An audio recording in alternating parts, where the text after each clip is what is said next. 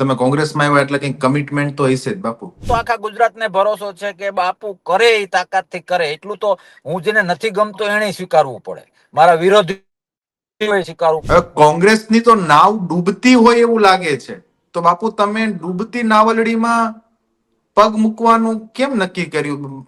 આભાસ ઉભો કરવામાં આવ્યો છે.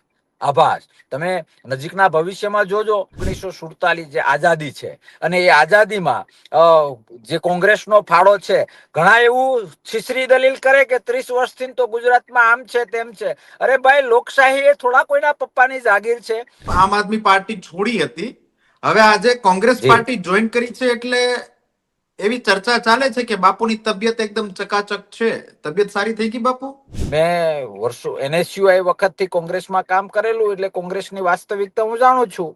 ગાયની કતલ કરીને માથે ભગવા કપડું પહેરાવીને જો એમાંથી ફંડ ફાળા લઈને કદાચ હું કઈ કરતો હોઉં તો સનાતન શબ્દ બોલવો પણ મારા માટે અથવા તો કોઈ પણ સંગઠન કે કોઈ પણ વ્યક્તિ માટે પાપ છે. જે દેશમાં થઈ રહ્યું છે, ધર્મના રક્ષણ માટે આભાસીનો ફુગો ફોડીને વાસ્તવિકતા લોકો સુધી પહોંચાડવા માટે રાત દિવસ મહેનત કરીશું અને લોકો સુધી એ પહોંચાડવામાં અમે સફળ થઈશું. તો ઓફિશિયલી કોંગ્રેસમાં આવી ગયા છો એટલે પછી માણાવદરથી ટિકિટ પાકી એવું નક્કી કરી લીધું? ધારાસભ્ય બનવાની મહેચ્છા છે એટલે એને પૂરું કરવા માટે કોંગ્રેસ તમને જોર લગા કે હિસ્સા, બરાબર ને બાપુ?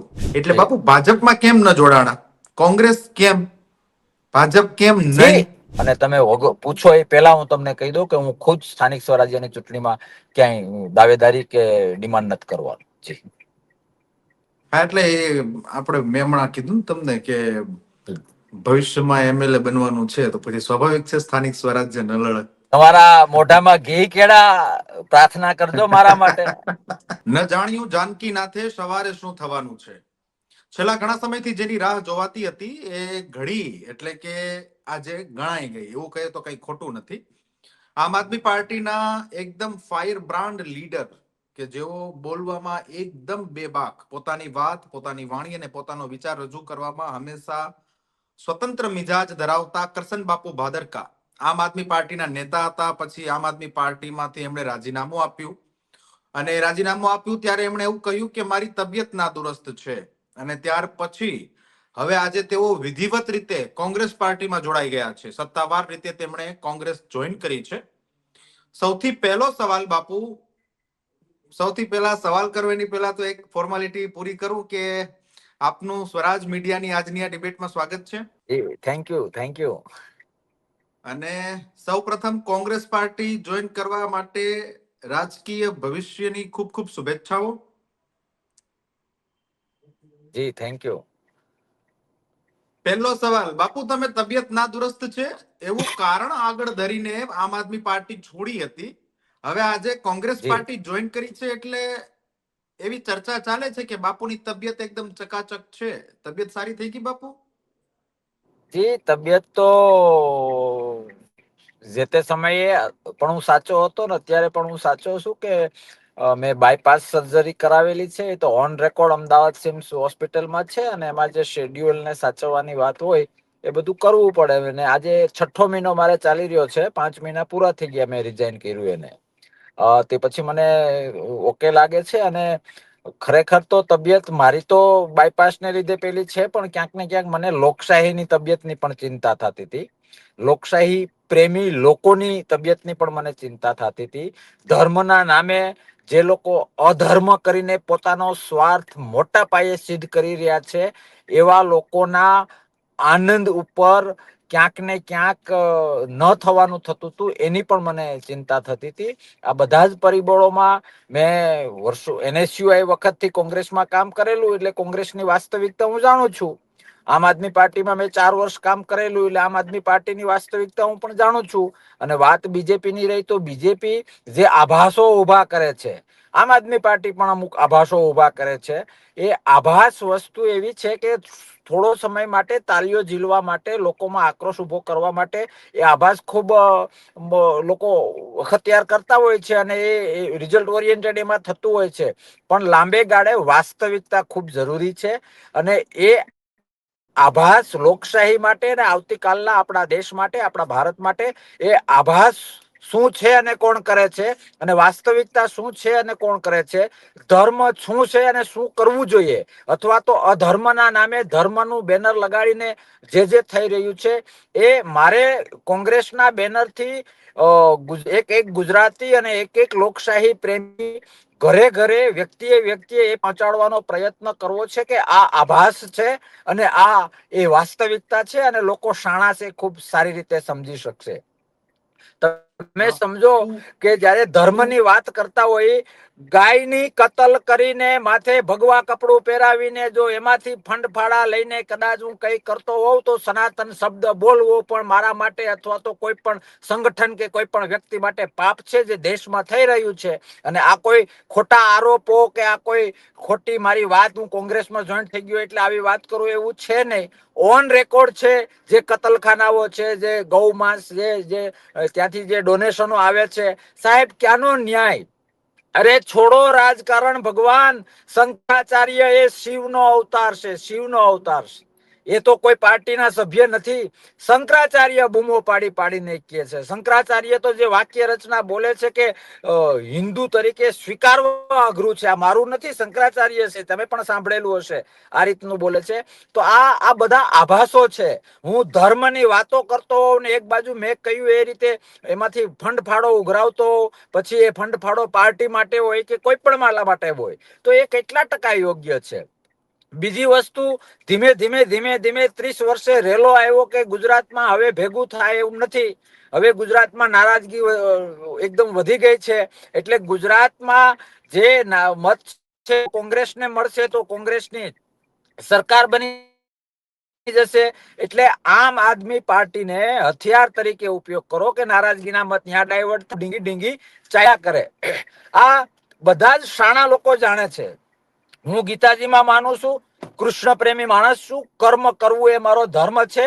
તમારા માધ્યમથી કહું છું, ડંકાની ચોટ ઉપર લોકશાહીના રક્ષણ માટે, ધર્મના રક્ષણ માટે, આભાસીનો ફુગો ફોડીને વાસ્તવિકતા લોકો સુધી પહોંચાડવા માટે રાત દિવસ મહેનત કરીશું, અને લોકો સુધી એ પહોંચાડવામાં અમે સફળ થઈશું, એ મને ભરોસો છે. હા, લોકશાહીમાં રાજા, લોકશાહીમાં જો કોઈ બાપ હોય તો એ લોકો છે. એ વાસ્તવિકતા અને આભાસ, આ બંને બાબત અમે લોકો સુધી પહોંચાડીશું. પછી લોકો શાણા છે, સમજી શકશે કે શું કરવું છે. અને મને લાગે છે કે આ કામ કરવાથી વિન વિન સિચ્યુએશન ઊભી થશે, દેશનું, લોકશાહીનું ભલું થશે. સચિન તેંડુલકર 100 રન મારે એટલે આપણે આનંદમાં આવીએ, ફટાકડા ફોડીએ કે સચિન તેંડુલકર સદી મારી. એ સદીનું મહત્વ, એ સચિન તેંડુલકરનું મહત્વ જેવું છે, હું સ્વીકારું વ્યક્તિગત. પણ એવા સમયે આપણે ગ્રાઉન્ડને પણ ભાઈ યાદ રાખવું જોઈએ કે ગ્રાઉન્ડ હતું તો ક્રિકેટ રમાણી, ગ્રાઉન્ડ હતું તો સચિને એની સ્કિલનો ઉપયોગ કરીને 100 સદી મારી. ગ્રાઉન્ડ શું છે? આજે હું બોલું છું, તમે સાંભળો છો, પોતપોતાની રીતે બધા વાણી સ્વતંત્રતાનો લાભ લે, અનેક લોકશાહી બંધારણ જે કઈ છે, આપણે બધા જે આનંદથી જિંદગી જીવીએ છીએ, એના પાયામાં 1947 જે આઝાદી છે. અને એ આઝાદીમાં જે કોંગ્રેસનો ફાળો છે, ઘણા એવું છીછરી દલીલ કરે કે 30 વર્ષથી તો ગુજરાતમાં આમ છે તેમ છે. અરે ભાઈ, લોકશાહી એ થોડા કોઈના પપ્પાની જાગીર છે. ચડાવ ઉતાર આવ્યા કરતા હોય, પણ એ ચડાવ આવે એ આભાસને આધારે આવે તો એ ક્યાંક ને ક્યાંક આવતીકાલે લોકશાહી ઉપર કરવત ફરી શકે. પણ વિશ્વાસ રાખજો, નહીં થવા દઈએ આ બાબત. વિશ્વાસ રાખજો, ધર્મના કપડા પહેરીને પોતાના સ્વાર્થ માટે અધર્મ વાળી વાત પ્રત્યક્ષ કે પરોક્ષ નહીં થવા દઈએ. ડંકાની ચોટ ઉપર લોકો સુધી લઈ જઈશું, અને ફરીથી કહું છું કે વિન વિન સિચ્યુએશન સુધી પહોંચી શકીશું. જી. અચ્છા બાપુ, આપે વિન વિન સિચ્યુએશન સુધીના સપના જોયા છે કોંગ્રેસ માટે. જી આપે એવું જી પણ કહ્યું કે ગાયોની કતલની વાત કરી, પછી જી કંપનીઓ પાસેથી ફાળો એટલે કે ચંદો લેવાની ઘણી બધી વાતો કરી. ઇનડાયરેક્ટલી આ જી ભાજપને ભાંડતા હોય એવું લાગે છે. પણ મારો એક જી સવાલ એ છે કે એ તાજેતરમાં એ એક એ સર્વે એ એ એટલે તમને એવું લાગે છે કારણ કે સોશિયલ મીડિયાના માધ્યમથી તમે તો એક્ટિવ પત્રકાર છો, એટલે ક્યાંક ને ક્યાંક આ માહિતી તમારી પાસે પણ છે, એટલે તમને આવું લાગે છે. જી.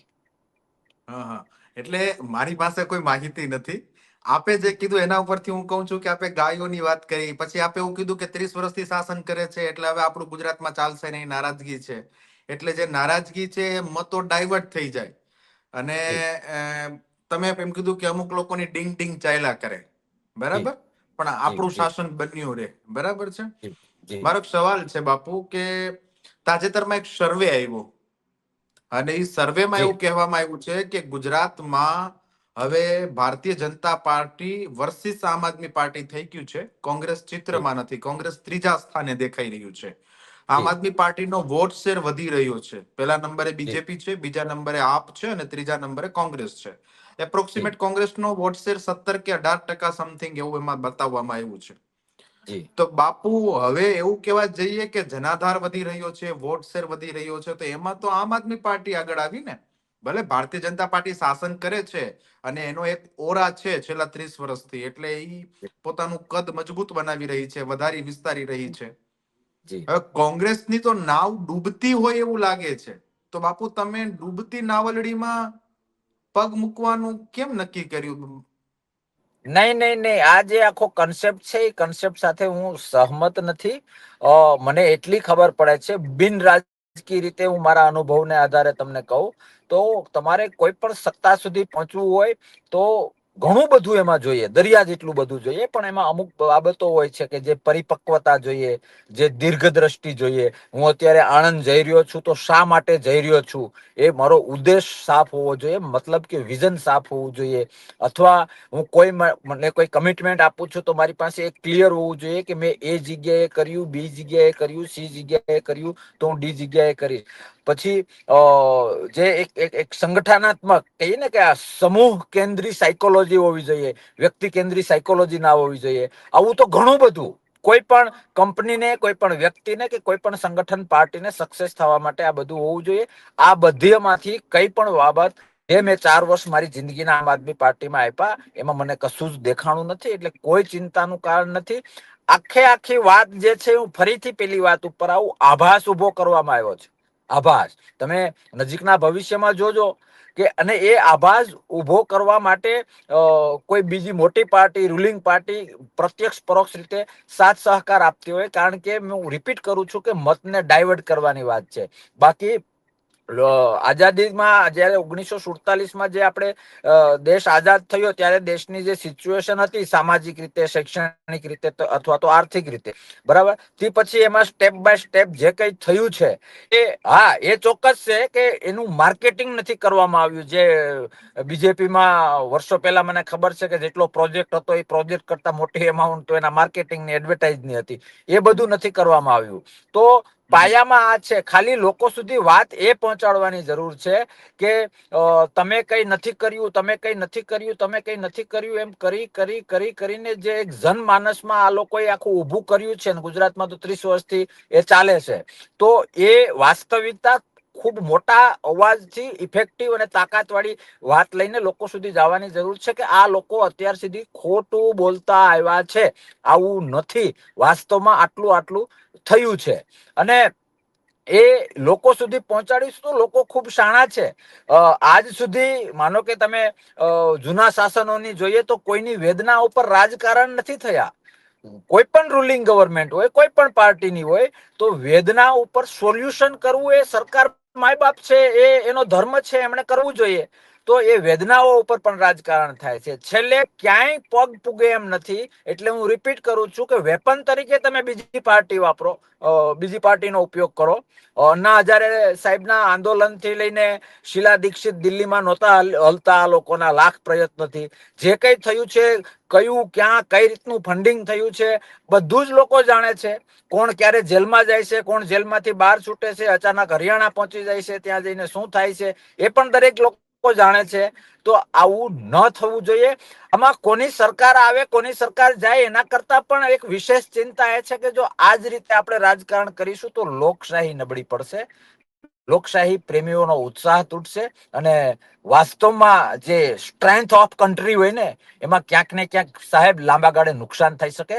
પણ હું રિપીટ કરું કે આ બધા જ મોટા કુંડાળાની અંદર વ્યક્તિગત મારો પાર્ટીના સહકારથી પ્રયત્ન એ હશે કે હકીકત જે વાસ્તવિકતા છે, અધર્મ તો અધર્મ, ધર્મ તો ધર્મ, સત્ય તો સત્ય અને અસત્ય તો અસત્ય. જે કઈ વાસ્તવિકતા છે એ લોકો સુધી હું તાકાતથી પહોંચાડીશ. અને મને લોકો ઉપર ભરોસો છે કે લોકો ખૂબ શાણા છે. અને કૃષ્ણને ફરીથી યાદ કરું તો કૃષ્ણ ઉપર ભરોસો છે કે તાકાતથી સત્ય અને ધર્મને નજર સમક્ષ રાખીને કર્મ કરીશું તો પરિણામ પણ એટલું મોટું તાકાતથી મળશે. જી બાપુ, માણાવદરથી તમારે ચૂંટણી લડવાની ઈચ્છા હતી આમ આદમી પાર્ટીમાંથી, અને પછી જવાહર ચાવડા આમ આદમી પાર્ટીમાં પાછલે બારણેથી એમનો પગ પેસારો કરી રહ્યા છે, એવી ભનક જ્યારે આપને થઈ ત્યારે આપને એવું લાગ્યું કે મારા પગ તળેથી રેતી સરકી રહી છે. પરિણામે આપે પ્રેશર ટેકનિક અપાવી, તંદુરસ્તીનું કારણ આપ્યું, અને હવે જો કે આપ તો ઓફિશિયલી કોંગ્રેસમાં આવી ગયા છો એટલે પછી માણાવદરથી ટિકિટ પાકી એવું નક્કી કરી લીધું. ધારાસભ્ય બનવાની મહેચ્છા છે એટલે એને પૂરું કરવા માટે કોંગ્રેસ તમને જોર લગા કે હિસ્સા, બરાબર ને બાપુ? નહીં, તમારી એક પણ વાત સાથે હું સહમત નથી. હા. તમારી જાણ ખાતર હું કહી દઉં કે જ્યારે જવાહરભાઈ દૂર દૂર સુધી આમ આદમી પાર્ટીમાં ક્યાંય પ્રત્યક્ષ કે પરોક્ષ નહોતા, એ સમયે એ ડિબેટ, મારી કઈ ડિબેટ આપી મને ખ્યાલ નથી, મેં ડિબેટના માધ્યમથી, જેમ તમે અત્યારે મારો ઇન્ટરવ્યુ લઈ રહ્યા છો એમ હું અત્યારે બેનરે ભૂલી ગયો, સૌથી પહેલા કદાચ આમંત્રણ આપનારા કરશન બાપુ હતા ભાઈ, કે જવાહરભાઈ આમ આદમી પાર્ટીમાં આવે તો આ તે એક જે આપણે એક ફોર્માલિટી માટે જે આમંત્રણ આપીએ એ રીતે. બીજી વાત તમે એક કરી કે તમારી માણાવદરથી ચૂંટણી લડવાની મહેચ્છા હતી, તો 22માં તો હું લડ્યો અને 27 ને તો હજી વાર છે. અને જવાહરભાઈ પોતે અત્યારે હજી બીજેપીમાં છે, સમજો છો તમે? એટલે આ આખી મેટરને સીધું સ્ટેમ્પિંગ કરી શકાય એવું કઈ છે જ નહીં.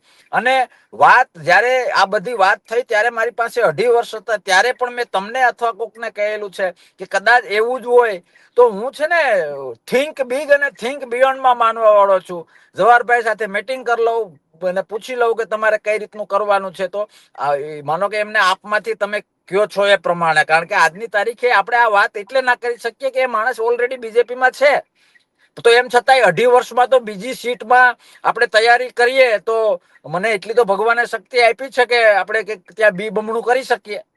એટલે એ કોઈ પેલો પ્રશ્ન નથી. ત્રીજો પ્રશ્ન તમારો કે તમારે વાત થઈ ગઈ છે કે આજે હું કોંગ્રેસના એક શું કહેવાય સક્રિય સિપાહી તરીકે જોડાણો છું.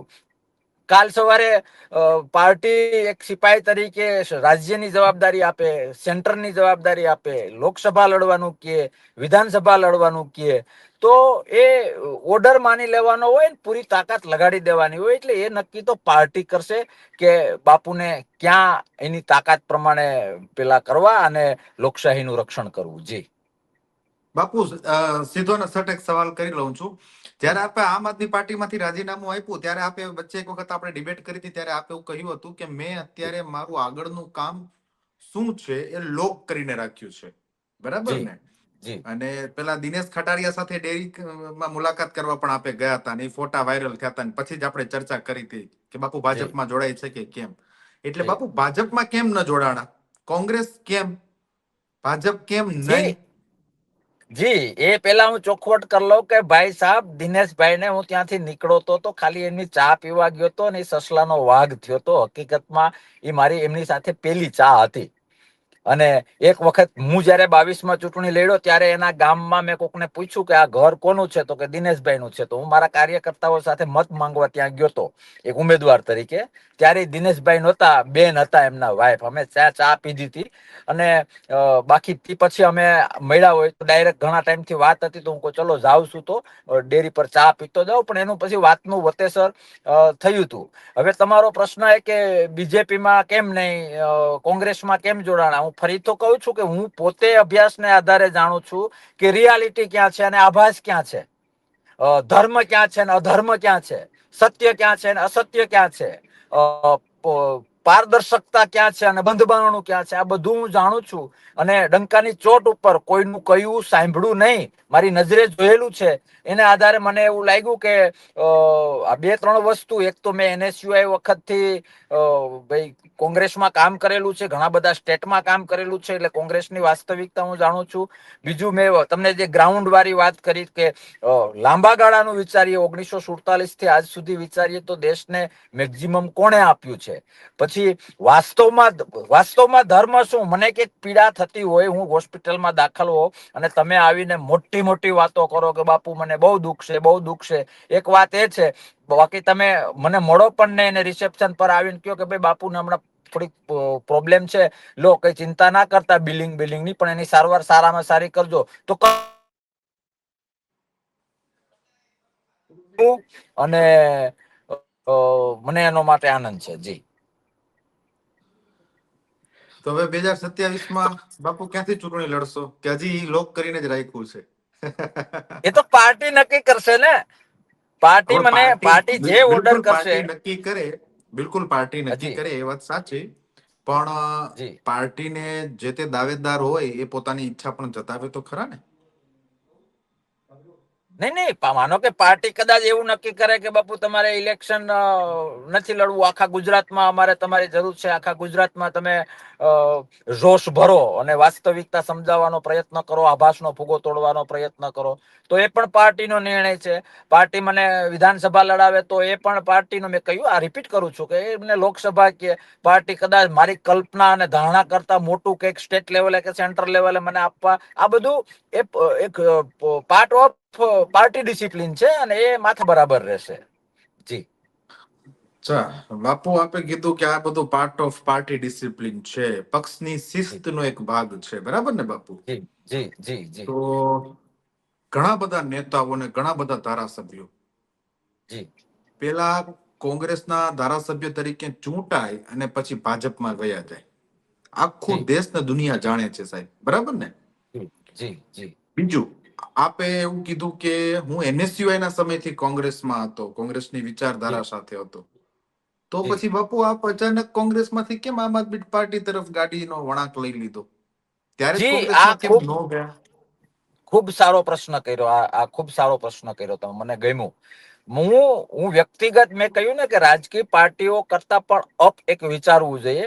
આભાસ અને વાસ્તવિકતાની મેં જે વાત કરી, આ લોકોએ એક આભાસ ઉભો કર્યો તો કટ્ટરતા નીચે અંડરલાઈન કરી હતી, ગરીબો માટે, શિક્ષણ માટે, આરોગ્ય માટે, આ માટે, તે માટે, ઘણી બધી ગરીબ પાર્ટી, આ તે, એ બધામાં ક્યાંક મને એવું લાગ્યું કે આ વસ્તુ જે છે, આ સંગઠન જે છે, એમાં જો હું જોઈન્ટ થાઈશ તો ક્યાંક ને ક્યાંક નાના માણસની, પીડિત માણસની જે વેદનાઓથી ઘેરાયેલા છે એવા માણસની સેવા કરવાનો મને શું કહેવાય, પુષ્પ નહીં તો પુષ્પની પાંખ જેટલો લાભ મળશે અને મને સંતોષ થશે કે હું આ ટાઈપના નીડી લોકોનું કામ કરવા રહીશ. એટલે એ બેઝ ઉપર મેં આમ આદમી પાર્ટી જોઈન્ટ કરી હતી.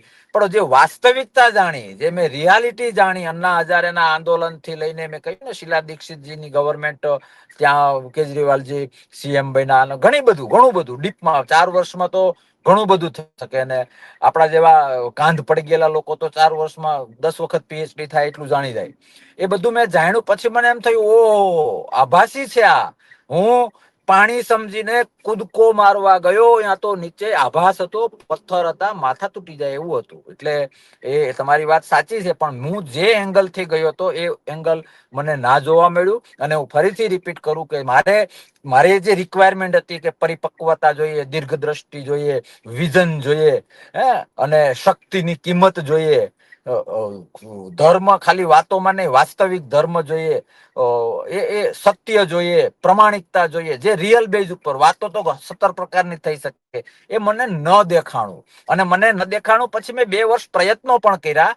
પછી મેં એમાં પણ લિબરલ રહ્યો કે હજી આપણે 2 વર્ષ કરીએ, રાહ જોઈએ તો શું થાય, 5 વર્ષ રાહ જોઈએ તો શું થાય, 10 વર્ષ રાહ જોઈએ તો શું થાય. પણ એમાં બધું જ વ્યક્તિગત મારા અભ્યાસમાં અંધારું અંધારું અને અંધારું આવ્યું. એટલે મેં એ વાઇન્ડ અપ કર્યું. જી. અચ્છા, એટલે હવે આમ આદમી પાર્ટી છોડી દીધી અને 6 મહિના પછી, ત્યારે બાપુ હજી મારા 2 સવાલ તો છે. તમે કોંગ્રેસમાં આવ્યા એટલે કઈ કમિટમેન્ટ તો હશે જ બાપુ? નહીં, મને મારી શક્તિ ઉપર ભરોસો છે. અને મારી શક્તિ ઉપર તો હું જો ઓવર કોન્ફિડન્સ થી ના બોલતો હોઉં તો આખા ગુજરાતને ભરોસો છે કે બાપુ કરે એ તાકાત થી કરે. એટલું તો હું જેને નથી ગમતો એને સ્વીકારવું પડે, મારા વિરોધી સ્વીકારવું પડે કે આ માણસ જે કરે એ પૂરી લંકાની ચોટ ઉપર કરે. એટલે કમિટમેન્ટ નો એવો કોઈ પ્રશ્ન નથી. એ હું વર્ક આપીશ, પછી પાર્ટી જે લેવલ કહેવાય ને કે ભાઈ આને યોગ્ય છે, એમ મને જે ફોલ્ડરમાં યોગ્ય માનશે એ પાર્ટી મને આપશે, અને પાર્ટીનો ઓર્ડર માથા બરાબર. ફરીથી કહું કે એ શિસ્તનો ભાગ હશે મારા માટે, અને હું આનંદથી પેલું કરીશ. જી. તો નજીકના ભવિષ્યમાં સ્થાનિક સ્વરાજ્યની સંસ્થાઓની ચૂંટણીઓ આવી રહી છે, જી એટલે બાપુ વંથલી માણાવદર એટલે કે જુનાગઢ જિલ્લાના અંદર અથવા તો એમને જ્યાં કઈ જવાબદારી પાર્ટી સોંપે કોંગ્રેસ પક્ષ, જી ત્યાં બાપુ ફૂલ એક્ટિવ મોડમાં જોવા મળશે ને? જી, સ્થાનિક સ્વરાજ્યની ચૂંટણી મને એવું લાગી રહ્યું છે કે ગુજરાતમાં મોટા ભાગના એરિયામાં કદાચ પાર્ટી મને કામ સોંપશે, કે જ્યાં જ્યાં એવું લાગશે ત્યાં ત્યાં, કે જ્યાં પ્રત્યક્ષ પરોક્ષ રીતે મારી શક્તિની રિક્વાયરમેન્ટ હશે ત્યાં મને પાર્ટી ઓર્ડર કરશે, અને એ હું ફોલો કરીશ. અને તમે પૂછો એ પહેલા હું તમને કહી દઉં કે હું ખુદ સ્થાનિક સ્વરાજ્યની ચૂંટણીમાં ક્યાંય દાવેદારી કે ડિમાન્ડ નથી કરવાનું. જી. હા, એટલે એ આપણે મેં હમણાં કીધું ને તમને કે ભવિષ્યમાં એમએલએ બનવાનું છે, તો પછી સ્વાભાવિક છે સ્થાનિક સ્વરાજ્ય ન લડે. તમારા મોઢામાં ઘી કેળા, પ્રાર્થના કરજો મારા માટે. મહત્વ હું તો યુવાનોને શીખવાડું છું કે પોઝિટિવ મહત્વાકાંક્ષા એ જીવનનો ભાગ છે. પોઝિટિવ મહત્વાકાંક્ષા જીવનમાંથી નીકળી જાય તો સ્મશાને જતું રહેવું જોઈએ. જી. તો ઠીક છે બાપુ, આપણે ઘણા બધા મુદ્દે ડાયરેક્ટલી કે ઇનડાયરેક્ટલી આમ આદમી પાર્ટી અને ભારતીય જનતા પાર્ટીને ઘેરવાનો પ્રયાસ કર્યો, અને ધર્મની વાત કરી, કર્મની વાત કરી, ગાયોની વાત નહીં, કરી, આમાં ગાયોની આમાં ચોખા. આમાં કઈ ઇનડાયરેક્ટ છે જ નહીં. ઇનડાયરેક્ટ છે જ નહીં. ડાયરેક્ટ કહું છું કે બધું ખોટું થઈ રહ્યું છે. જી. ખોટું થઈ ઇનડાયરેક્ટ રહ્યું છે. કશું નથી. જી જી. તો હવે કોંગ્રેસમાં બધું આપના નેતૃત્વમાં અને આપના પ્રયાસોથી સાચું ને સારું થાય, બરાબર ને બાપુ?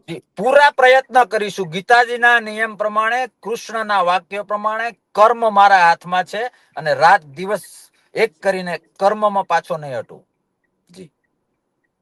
ઠીક છે બાપુ, ભવિષ્ય માટે આપને શુભેચ્છાઓ. જી, ચર્ચામાં thank you. Thank Swaraj you. Media સાથે જોડાવા બદલ આપનો આભાર, ધન્યવાદ.